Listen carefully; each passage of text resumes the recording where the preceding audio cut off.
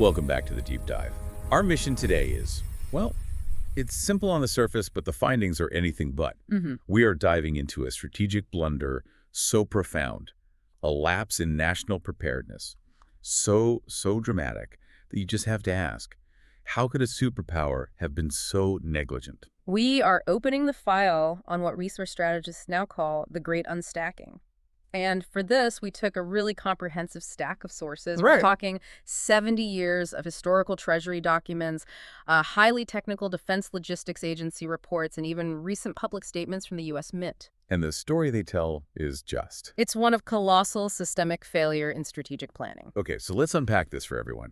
Our goal is to figure out exactly what happened to the largest physical stockpile of silver in human history, the U.S. Strategic Reserve. Right. We want to trace the bureaucratic decisions that led to its total disappearance and, critically, the severe self-inflicted strategic vulnerabilities this created for the United States today. And we have to start by confronting what is, I think, a very comfortable myth.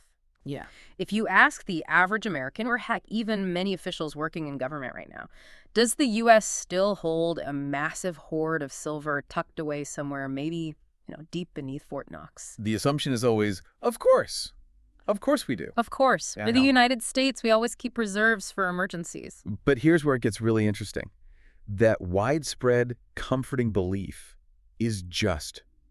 It's completely contradicted by a stark, terrifying reality. It is. The United States government, the largest economy and most powerful military on Earth, now holds effectively zero strategic silver. Zero. Zero. And that's the number that should really shock you. This isn't a case of a small, hard-to-access reserve that's just inconvenient to use. No. This is total liquidation.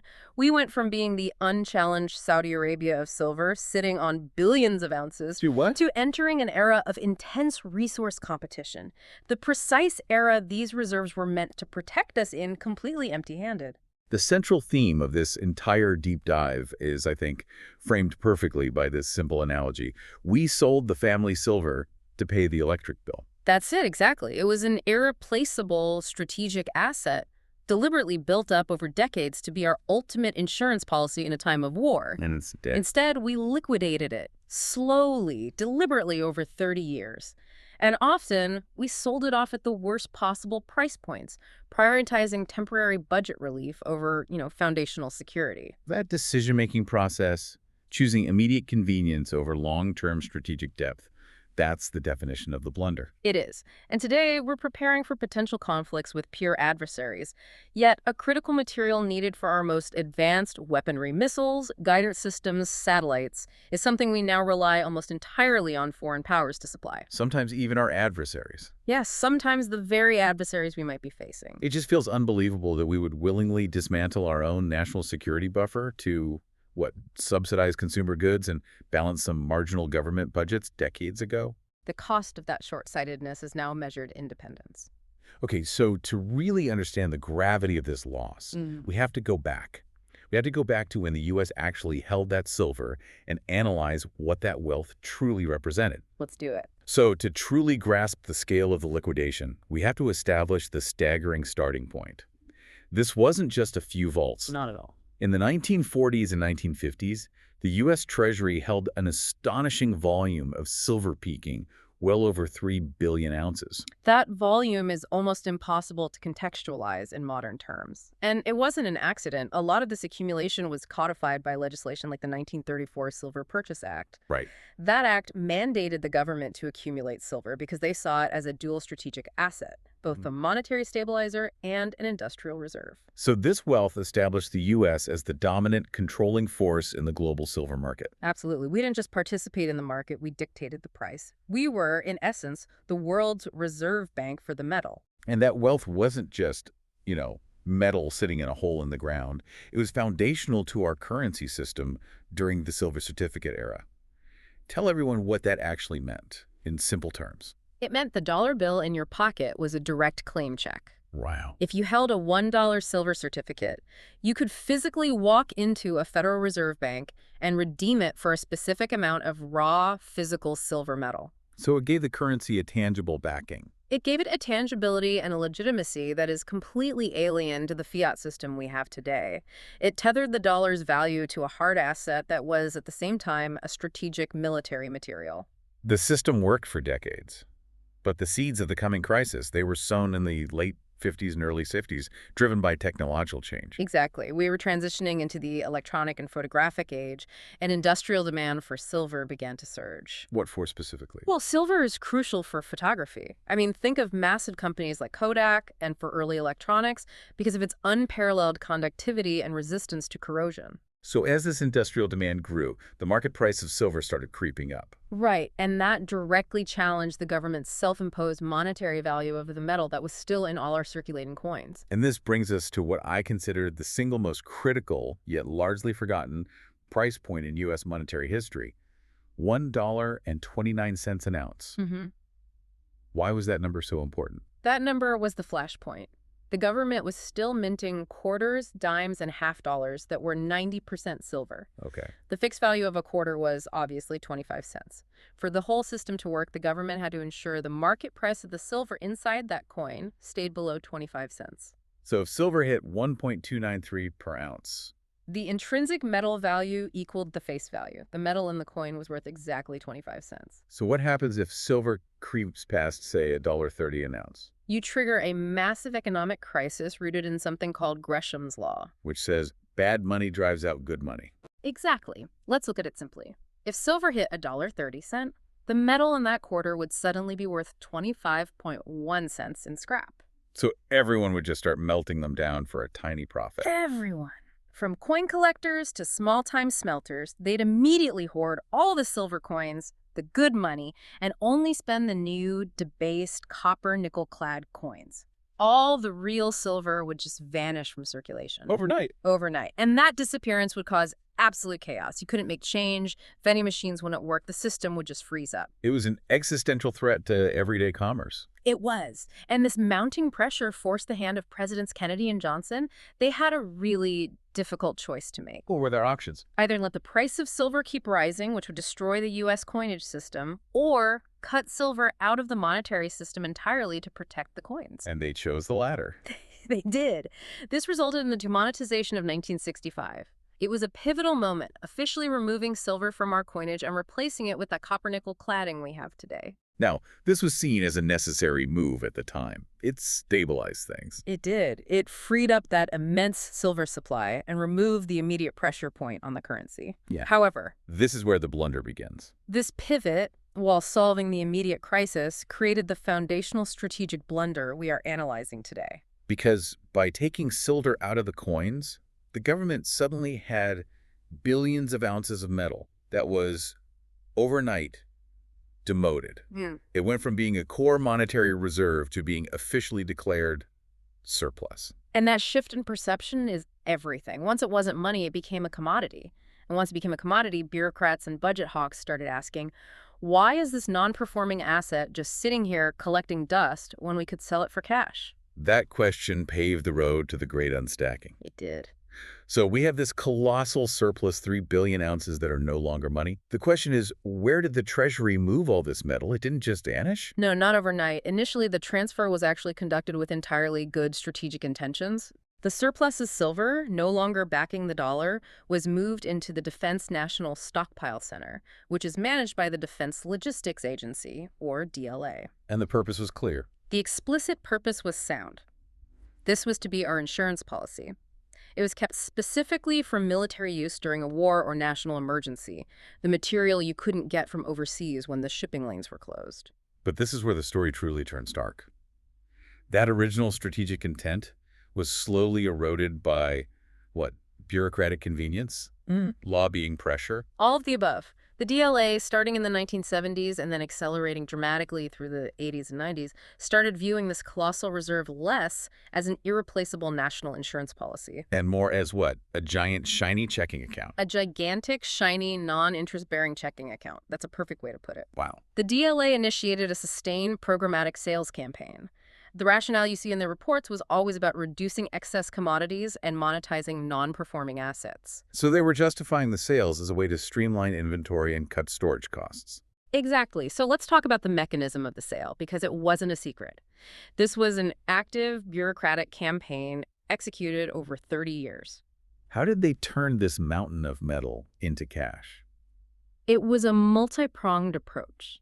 The DLA held massive, often quarterly, public auctions. Bulk purchasers, refineries, industrial users, commodity traders would scoop up millions of ounces. And they also sold directly to big companies, right? Yes, direct sales. Yeah. The key players were industrial users like Kodak, which needed huge amounts of silver nitrate for photographic film, and, the booming electronics manufacturers. And critically, the DLA consistently flooded the market. They weren't trying to get the best price. Absolutely not. They had this massive sustained supply pressure that they just released onto the market, especially during the 1990s when silver prices were pretty depressed. And there was lobbying pressure to keep it that way. Constant lobbying from industrial groups to ensure a stable, cheap supply. The government was selling a strategic asset metal needed for future missiles at low prices to effectively subsidize cheap consumer products. So, just to be clear, the government sold an irreplaceable asset required for national defense at the bottom of a bear market, simply to keep the price down for things like vacation photos and medical x-rays. That is the shock and irony. We traded our strategic independence for slightly cheaper consumer goods. And this wasn't an accident. This was a sustained programmatic liquidation. It was. Reports show that in peak years during the 90s, the DLA was selling 50 million ounces, sometimes even more, per year. The inventory just shrank relentlessly. Year after year. Every DLA annual report from that time tells the same story. The silver inventory line graph just trends down, down, down, closer and closer to zero. And the final announcement, when did it officially hit zero? The definitive endpoint was reached shortly after the turn of the millennium. By 2002, the Defense Logistics Agency formally announced that the entire strategic silver stockpile was effectively depleted. So, in roughly 40 years, from 1965 to 2002, the U.S. went from controlling over 3 billion ounces to holding nothing. The insurance policy was gone, cashed in. But for the skeptics out there who still believe there must be a secret bunker, a fallback plan, that the U.S. wouldn't possibly sell everything, that brings us to the forensic evidence that proves the cupboards are truly bare. That skeptical question is vital. Where's the secret stash? Because if we still had even a small fraction of that, say 100 million ounces hidden away, our government would be acting very differently right now. Completely differently. The proof that the liquidation was total lies in the astonishing actions of the U.S. Mint. Okay, the U.S. Mint has a legal mandate. It's not just a business. It has to fulfill specific requirements. Precisely. Under law, the U.S. Mint is required to produce American Silver Eagle coins, the government's official silver bullion product, to meet public demand. And these coins are huge. They're popular globally. They make a lot of money for the government. Exactly. So if the U.S. government had a large internal supply of strategic silver, the Mint would simply draw from that reserve and would never, ever face a supply shortage. But the evidence of the last few years completely shatters that idea. We have specific documented production halts. We do. In 2021 and again in 2022 and at various points in 2023, the U.S. Mint was forced to halt or severely restrict the production of the American Silver Eagle. Think about what that means. The world's sole superpower, the issuer of the global reserve currency, unable to produce its own legal tender. It's staggering. What was the public explanation the Mint gave for these shutdowns? Their official statement in press releases and public notices consistently cited a global silver shortage. A global silver They shortage. explained that they could not source the necessary silver blanks, the raw discs of pure silver that get stamped into coins. They literally could not buy enough raw material on the open market. I think this detail is the most powerful piece of evidence we have. Let that sink in. This is the smoking gun that proves the liquidation was 100% complete.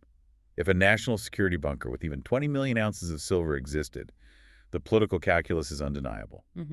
You open the bunker. You open the vault long before the U.S. government stops minting its own legal tender and issues desperate press releases about supply chain failures. The fact that they allowed production to halt, sacrificing revenue and damaging their credibility, Proves conclusively that they had absolutely zero internal buffer to draw upon. The DLA liquidation was total. So the U.S. Mint, this massive sovereign entity, is now reduced to competing with industrial users, private buyers, and foreign central banks for silver.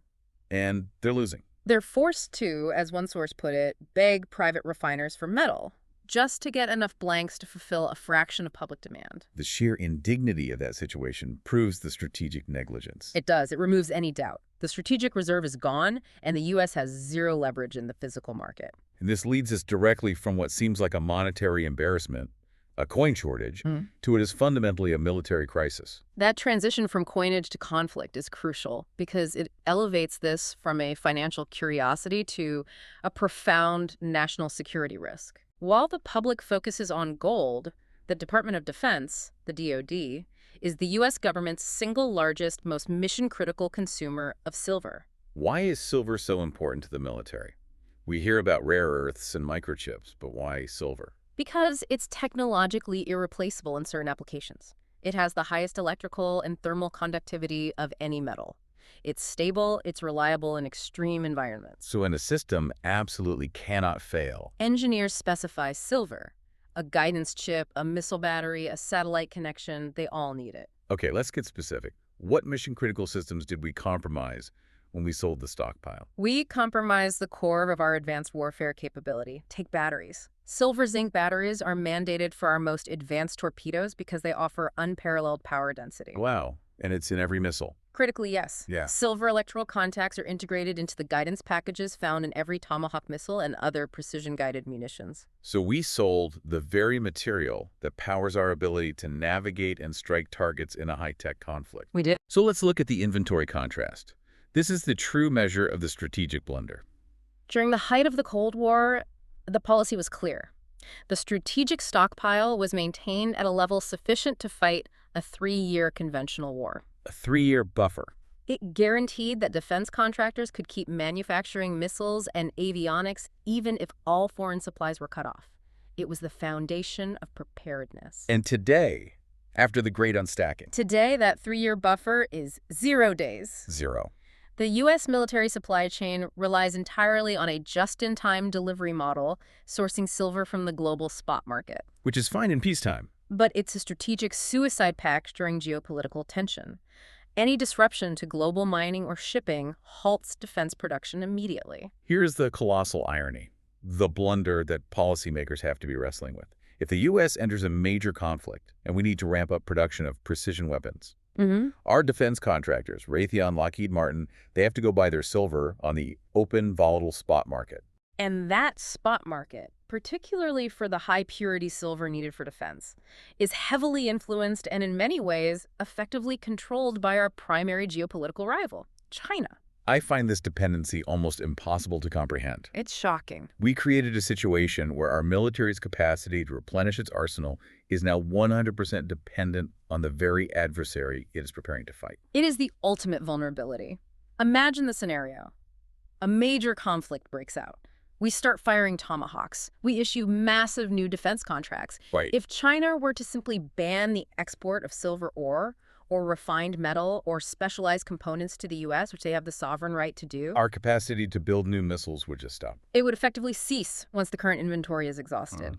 The assembly lines for our most advanced weapons grind to a halt. Not because we lack money or engineers, but because we lack a single fundamental metal that we willingly auctioned off decades ago. This is what defines a strategic blunder of historic proportions. We deliberately converted a multi-year war buffer into a 0-day dependence on a rival power. We've established the U.S. policy of unstacking, driven by this belief that paper stability trumped physical reserves.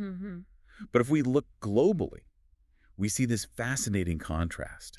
The West versus the East operating under fundamentally different strategic philosophies. The contrast couldn't be starker. While the U.S. spent decades systematically dumping its strategic metals, China was doing the exact opposite. They were stacking. They were stacking. China has been actively accumulating physical metals, banning the export of its own domestically mined silver ore, and even incentivizing its own citizens to hoard it. They see it as a strategic asset. Clearly, alongside gold. Yeah. And they're not alone. Russia, too, has been aggressively accumulating physical precious metals to sanction-proof their economy and their military. So it highlights a deep philosophical divide. Absolutely.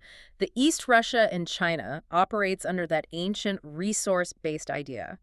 He who has the gold and silver makes the rules, especially when global trust phrase. They prioritize tangible assets as the ultimate form of power. Right. Meanwhile, the U.S. and the West operated under the belief that He who has the printing press makes the rules. We believed financial dominance could solve any resource problem. We traded physical insurance for paper profits. We did, and the chickens are coming home to roost, as they say. The global financial system is under immense stress, and demand for physical assets is surging precisely at the moment the U.S. realizes it has zero physical reserve left. We are fully exposed. So we have this massive strategic hole, the tomahawk vulnerability. Eventually, this reality has to penetrate Congress and the Pentagon, It has to. which will inevitably lead to a massive push for restocking. That is the future market dynamic we need to analyze. The push will come driven by national security mandates. Congress will eventually need to authorize massive spending to rebuild the strategic materials stockpile. But this time, they have to buy in the open market. And they have to buy big and fast. And that's the critical financial insight. The global silver market, even under normal circumstances, often runs a production deficit. It consumes more than it mines. So it's already tight. It's already tight. And when a sovereign entity the size of the U.S., driven by non-negotiable national security mandates, enters that market, it creates a phenomenon known as the sovereign bid. Explain that. Why does a government buyer change the market so fundamentally? Because a government buyer acting on strategic necessity is fundamentally price insensitive. They don't care about the cost. They're not looking for a discount. They're looking for the metal, period. Their demand is inelastic. When the U.S. government starts panic buying, standard technical resistance in the price chart levels that might stop speculative traders are completely ignored. So they sold it cheap to subsidize consumer film, and now they'll be forced to buy it back incredibly expensively. All because of a fundamental lack of foresight decades ago. This government intervention will act as a massive, unparalleled upward force on the price. The cost of replacing the buffer will be exponentially higher than the revenue from the original sales. Okay, let's synthesize our findings from the Great Unstacking. The core conclusion is irrefutable. The massive government buffer that historically provided both security and a way to suppress price volatility is gone. It's gone. That's the fundamental physical reality that underpins the current tightness and vulnerability in the silver market today.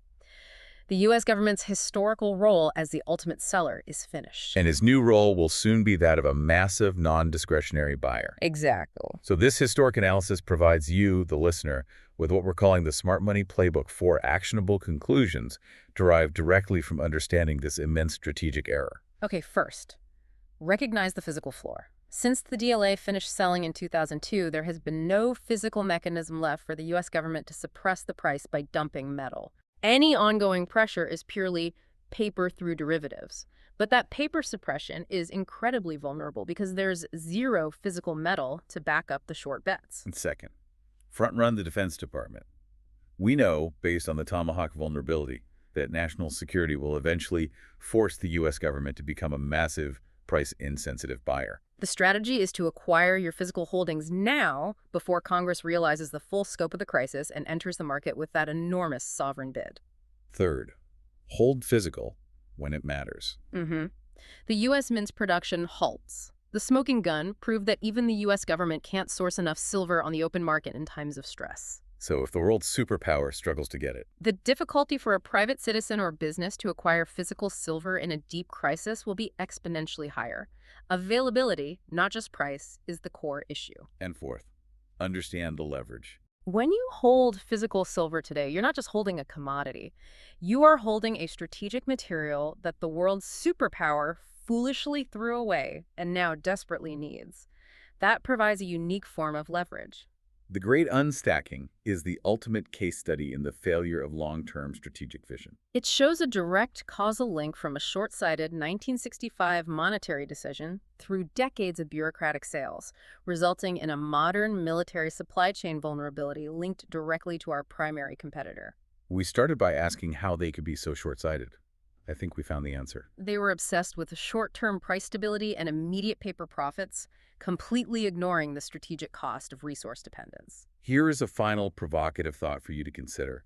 The vault is empty, and the world is accelerating toward a resource war driven by the accumulation of physical assets. The future belongs not to the nations who print the most paper, but to those who own the foundational physical assets that the largest governments foolishly liquidated. And if the government's failure to plan is this profound regarding silver, What other essential strategic materials are they ignoring right now? And how does that inform what should be in your own personal strategic stockpile? Until next time, keep digging and keep thinking strategically.